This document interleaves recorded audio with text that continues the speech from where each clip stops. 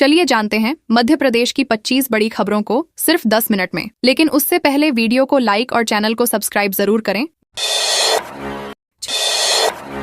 नेपानगर के संजय नगर में रेलवे ने हटाया अतिक्रमण। बुरहानपुर जिले के नेपानगर स्थित संजय नगर में शनिवार को रेलवे प्रशासन ने अतिक्रमण हटाने की कार्रवाई की। भुसावल खंडवा के बीच प्रस्तावित तीसरी और चौथी रेलवे लाइन परियोजना के तहत करीब 60 मकान प्रभावित हो रहे थे। रेलवे ने पहले ही नोटिस जारी कर 6 जून तक अतिक्रमण हटाने के निर्देश दिए थे। इसके चलते अधिकांश लोगों ने स्वेच्छा से अपने मकान तोड़ लिए। शनिवार को रेलवे की टीम जेसीबी और अमले के साथ पहुंची और शेष अतिक्रमण हटाया। मौके पर पुलिस बल और प्रशासनिक अधिकारी तैनात रहे। कार्रवाई शांतिपूर्ण ढंग से संपन्न हुई। डबरा में 50 लाख की लूट का खुलासा। डबरा में 2 दिन पहले हुई करीब 50 लाख रुपए की लूट की वारदात का पुलिस ने खुलासा कर दिया है। जांच में फरियादी के भाई, भाभी और उनके 2 दोस्त ही इस मामले के आरोपी निकले। पुलिस ने तकनीकी साक्ष्य और सीसीटीवी फुटेज के आधार पर आरोपियों को पकड़ा। उनके कब्जे से लगभग 250 ग्राम सोना, 2 किलो चांदी और 2.5 लाख रुपए नकद बरामद किए गए हैं। वारदात में इस्तेमाल बाइक भी जब्त कर ली गई है। आरोपियों ने सुनियोजित तरीके से नकली लूट की कहानी रची थी, जिसका पुलिस ने पर्दाफाश कर दिया। नर्मदापुरम में 2 मुँहे सांप की तस्करी। नर्मदापुरम के सतवासा क्षेत्र में पुलिस ने दुर्लभ प्रजाति के रेड सैंड बोआ यानी 2 मुँहे सांप की तस्करी करते हुए एक 65 वर्षीय बुजुर्ग को गिरफ्तार किया है। आरोपी ओम प्रकाश गौर हरदा जिले का निवासी बताया गया है। वह सांप को डिब्बे में रखकर बेचने की फिराक में घूम रहा था। सूचना मिलने पर पुलिस ने उसे हिरासत में लेकर वन विभाग को बुलाया। अब पुलिस और वन विभाग मिलकर यह पता लगाने में जुटे हैं कि सांप कहां से पकड़ा गया और इसे किसे बेचने की तैयारी थी। मामले में कानूनी कार्रवाई जारी है। नॉमिनेशन के अंतिम समय तीसरा कैंडिडेट उतार सकती है बीजेपी। मध्य प्रदेश में राज्यसभा की 3 सीटों पर चुनाव को लेकर राजनीतिक हलचल तेज हो गई है। भाजपा ने 2 सीटों पर अपने उम्मीदवारों की घोषणा कर दी है, लेकिन अब कांग्रेस के कब्जे वाली तीसरी सीट पर भी उम्मीदवार उतारने की चर्चा है। माये देखें। जानकारी के अनुसार पार्टी ने संभावित तीसरे प्रत्याशी के नामांकन के लिए विधायकों के हस्ताक्षर भी करवा लिए हैं। हालांकि भाजपा के वरिष्ठ नेता इस विषय पर खुलकर कुछ नहीं कह रहे हैं। अंतिम समय में उम्मीदवार उतारकर भाजपा चुनावी समीकरण बदलने की रणनीति पर काम कर सकती है।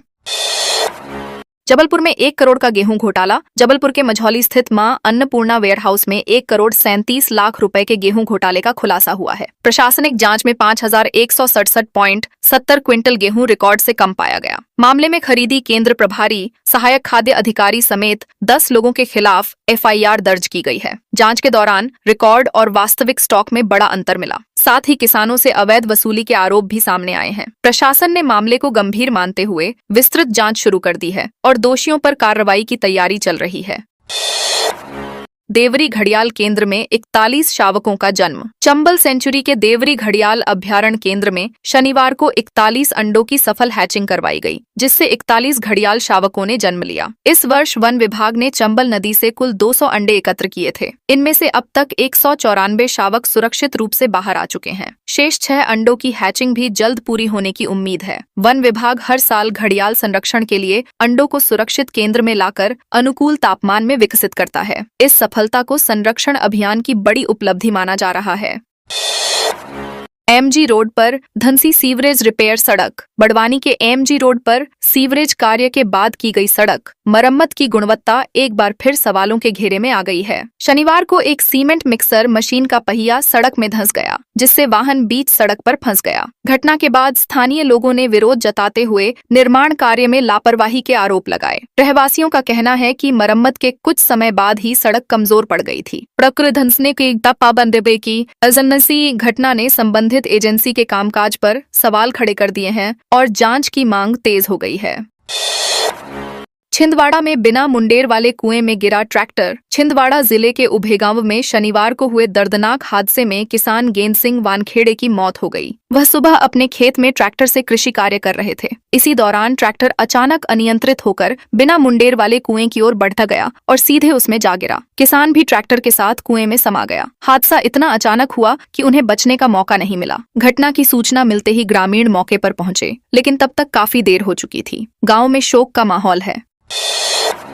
छतरपुर में विधवा की जमीन पर कब्जा। छतरपुर जिले के गढ़ीमलहरा क्षेत्र में जमीन विवाद को लेकर एक विधवा महिला के परिवार पर हमले का मामला सामने आया है। पीड़िता रश्मि यादव ने आरोप लगाया कि उसके पति की मौत के बाद कुछ लोग उनकी पैतृक जमीन पर कब्जा करने की कोशिश कर रहे हैं। विरोध करने पर 2 जून को हथियारबंद बदमाशों ने उसके ससुर और देवर के साथ मारपीट की। महिला का कहना है कि थाने में शिकायत देने के बावजूद कोई कार्रवाई नहीं हुई। न्याय की मांग को लेकर वह अब एसपी कार्यालय पहुंची है और आरोपियों पर कड़ी कार्रवाई की मांग की है।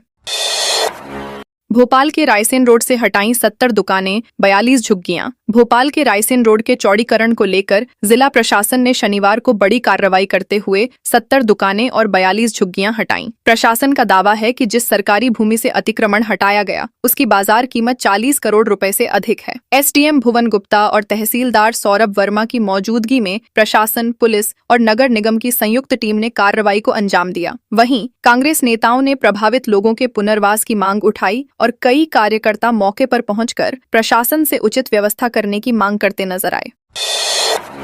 बिजली दफ्तर में मारपीट, 9 लोगों पर एफआईआर दर्ज। टीकमगढ़ जिले में बिजली विभाग के कर्मचारियों के साथ मारपीट के मामले में पुलिस ने 9 लोगों के खिलाफ एफआईआर दर्ज की है। सभी आरोपी रतनगुवा गांव के निवासी बताए गए हैं। यह मामला 2 जून को जतारा सब डिवीजन कार्यालय में हुई घटना से जुड़ा है, जहां कुछ लोगों ने कर्मचारियों के साथ कथित तौर पर मारपीट की थी। घटना के बाद विद्युत कर्मचारियों ने विरोध प्रदर्शन किया और कार्रवाई नहीं होने पर आंदोलन की चेतावनी दी थी। इसके बाद पुलिस ने जांच पूरी कर आरोपियों के खिलाफ मामला दर्ज कर आगे की कार्रवाई शुरू कर दी है।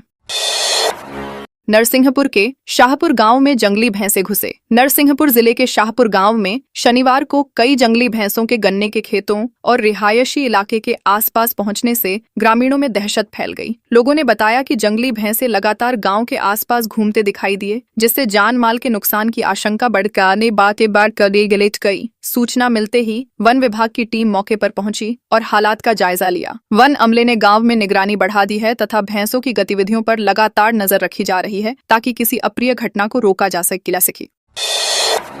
सिंगरौली बिलौजी में जर्जर पानी टंकी का हिस्सा गिरा। सिंगरौली नगर निगम क्षेत्र के बिलौजी इलाके में शनिवार सुबह एक जर्जर पानी की टंकी का हिस्सा अचानक गिर गया। घटना के समय आसपास कोई मौजूद नहीं था, जिससे बड़ा हादसा टल गया। स्थानीय लोगों के अनुसार यह टंकी वर्ष 1992 से बंद पड़ी है और लंबे समय से इसकी हालत बेहद खराब है। रखरखाव नहीं होने के कारण इसके कई हिस्से पहले भी टूट चुके हैं। घनी आबादी और सड़क किनारे स्थित यह ढांचा लगातार खतरा बना हुआ है। लोगों ने प्रशासन से टंकी को जल्द हटाने या सुरक्षित करने की मांग की है।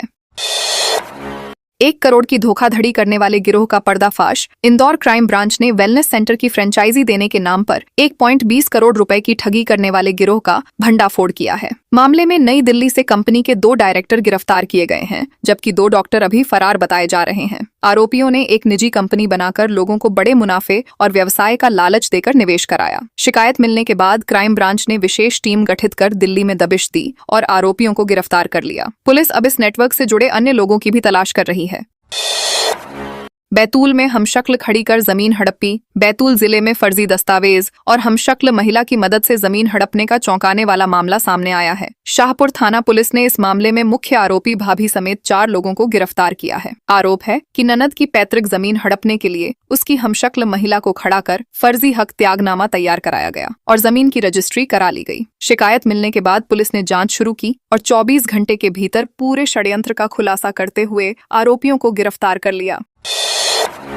नो एंट्री में घुसे ट्रक पर कार्रवाई। मैहर में नो एंट्री के दौरान शहर में प्रवेश करने वाले एक ट्रक चालक पर यातायात पुलिस ने सख्त कार्रवाई की है। जानकारी के अनुसार ट्रक चालक प्रतिबंधित समय में ओवरब्रिज के नीचे सामान उतारने पहुंचा था। सूचना मिलने पर यातायात पुलिस मौके पर पहुंची और वाहन की जांच की। नियमों का उल्लंघन पाए जाने पर ट्रक को रोककर मोटर वाहन अधिनियम के तहत 5,000 रुपए का चालान किया गया। पुलिस ने चालक को भविष्य में नो एंट्री नियम का पालन करने की चेतावनी भी दी और ऐसे मामलों पर लगातार निगरानी रखी।